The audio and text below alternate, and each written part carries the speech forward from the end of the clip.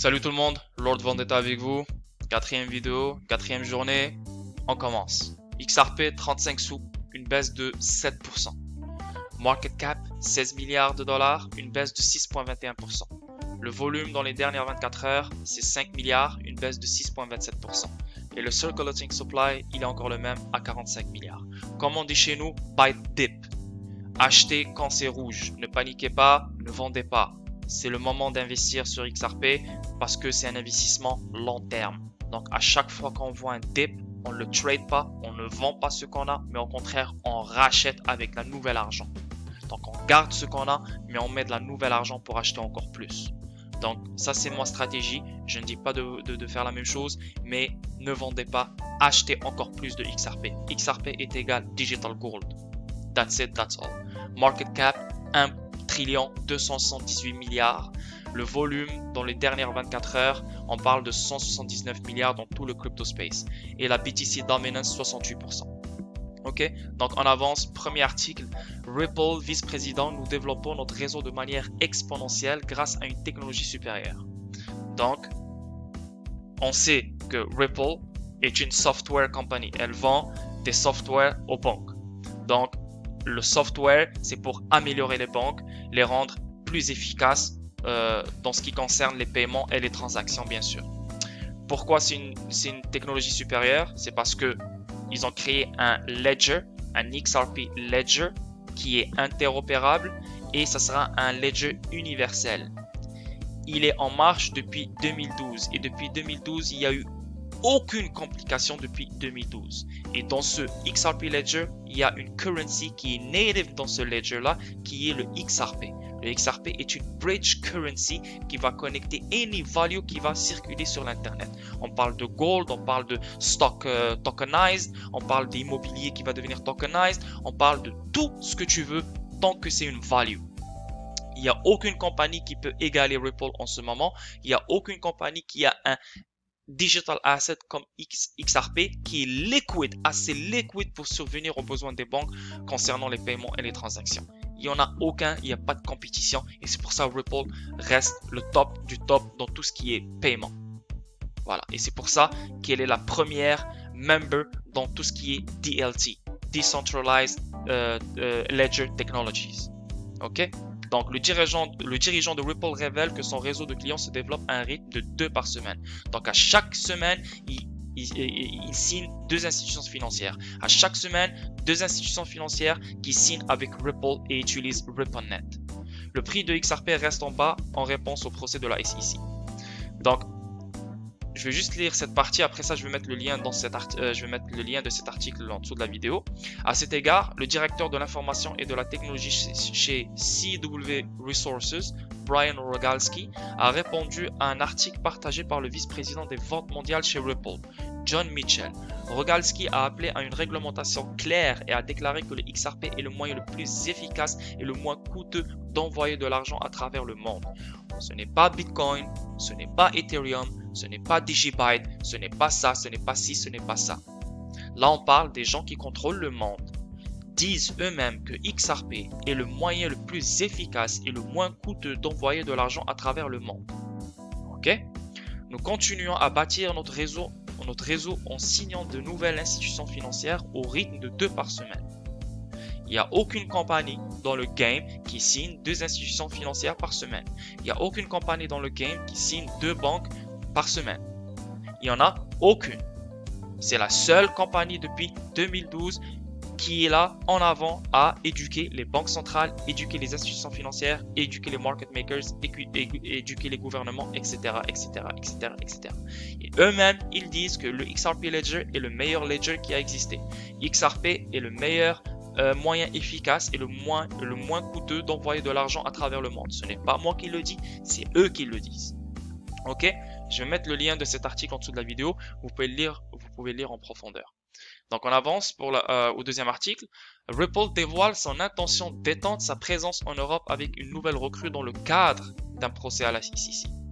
Donc malgré le procès de la SEC aux États-Unis, malgré tout le talk shit, les articles bizarres qui entourent Ripple et XRP, Ripple continue d'étendre sa présence en Europe, continue d'étendre sa présence en Asie, continue d'étendre sa présence partout, all over the world. Donc, il ne faut pas rester focusé ou concentré sur des petites choses, sur des distractions. Il faut regarder ce que Ripple est en train de faire mondialement pour comprendre l'ampleur de Ripple et le potentiel de XRP. Donc, on avance. Ripple recherche un nouveau directeur général pour son marché européen. L'entreprise le fait malgré les défis constants auxquels elle est confrontée aux États-Unis. La SEC a intenté une action en justice contre la société en décembre 2020 et jusqu'à présent, aucun jugement n'a encore été rendu sur la question. Les SEC a seulement le pouvoir aux États-Unis. Elle n'a pas le pouvoir dans le monde. Dans le monde entier, XRP a été déclaré comme une monnaie.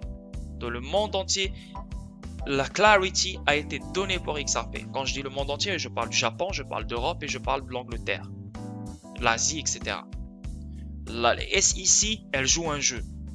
Ripple, elle a un avocat qui a été un ex-boss de la SEC. Ripple est connecté à la Banque centrale des États-Unis.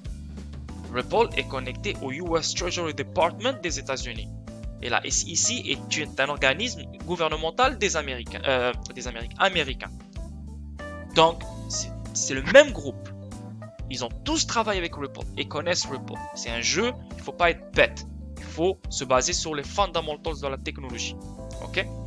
Donc, le PDG de Ripple, Brad Garlinghouse, avait déclaré en octobre 2020 que la société envisageait de déplacer son siège social à Londres. Pourquoi? Parce que les États-Unis prennent beaucoup de temps. Pendant ce temps-là, la Chine, elle est en avance, extrêmement en avance.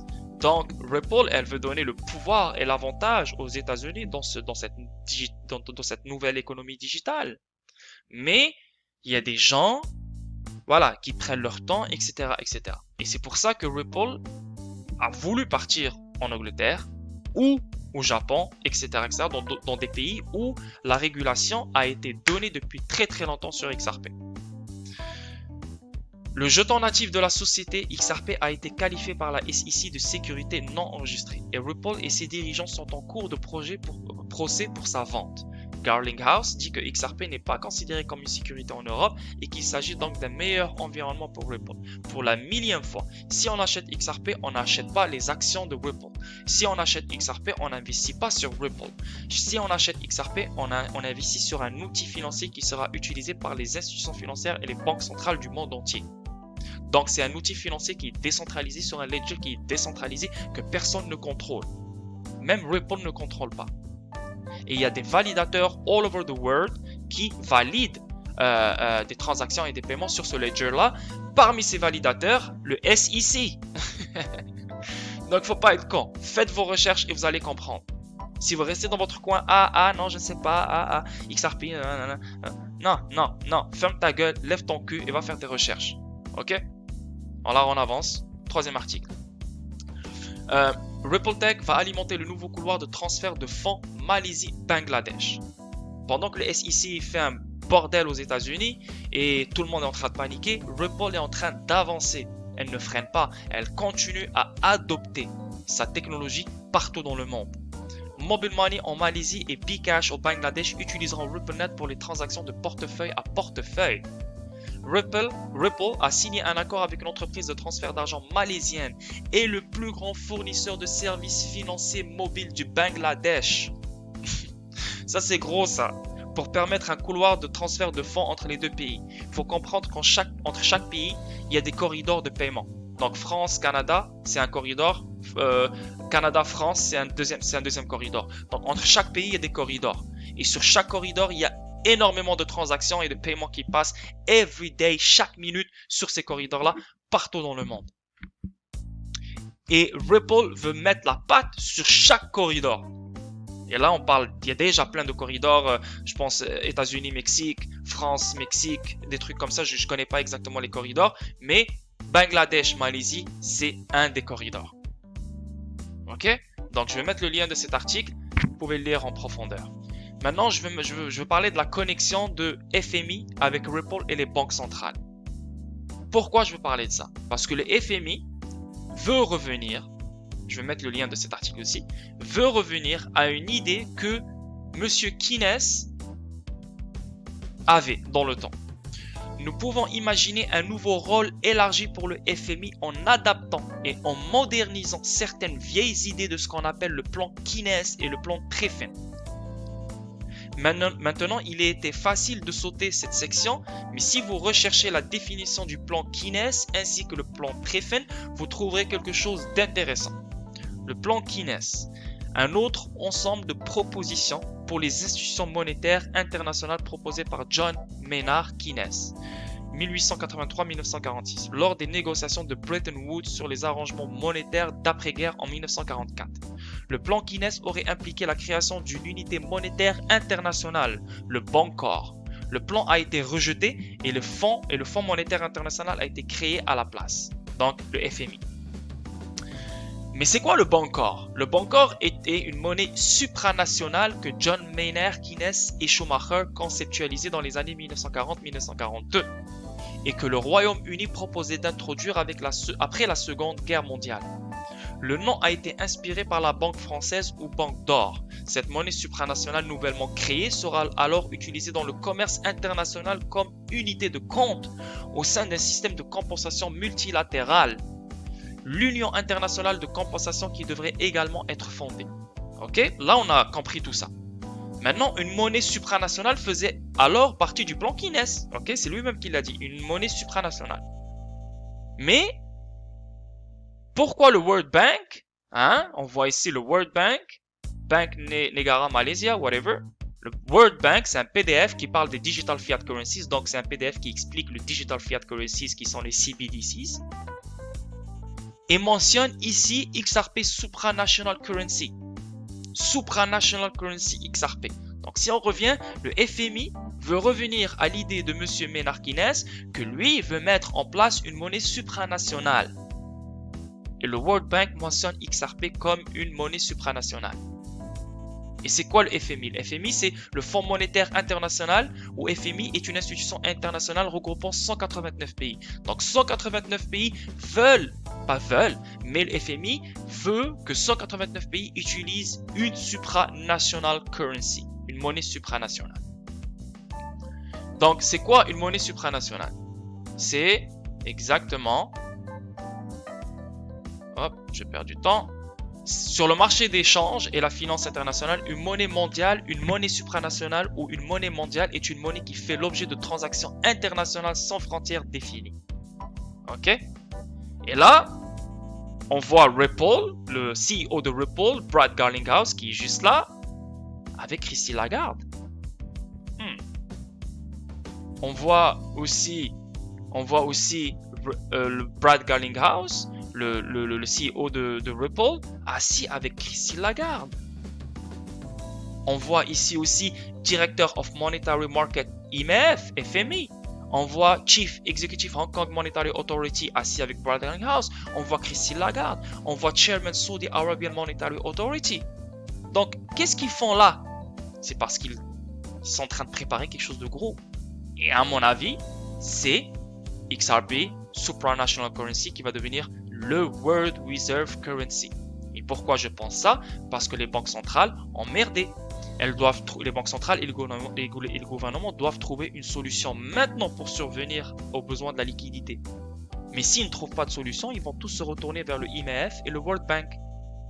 Le IMF et le World Bank, les deux ont mentionné XRP is a supranational currency. Elle va devenir le World Reserve Currency. Et ils vont leur fournir la liquidité qu'il faut grâce à ça. Et c'est ça le endgame. Donc voilà, c'est une vidéo de 15 minutes. Le but de ce channel, c'est vraiment faire des vidéos de 15 minutes. C'est très rapide à regarder et ça ne perd pas beaucoup de temps. Donc suivez-moi sur Twitter. J'ai beaucoup plus d'informations sur XRP. Je fais partie de la XRP Community. C'est en anglais, je sais. Mais voilà. Donc j'espère que ça a été instructif pour vous. Arrêtez de regarder tout ce qui est distraction. Arrêtez de focuser sur de la merde, sur des choses qui ne servent à rien. Focussez sur la technologie XRP. Focussez sur Ripple. C'est le plus important. Et surtout le Internet of Value, IOV. C'est le nouveau wave Et c'est ça qu'il ne faut pas rater. Donc je vous souhaite un bon week-end, un bon vendredi. Prenez soin de vous. Si vous avez aimé, likez, subscribe et suivez-moi sur Twitter. Bye bye.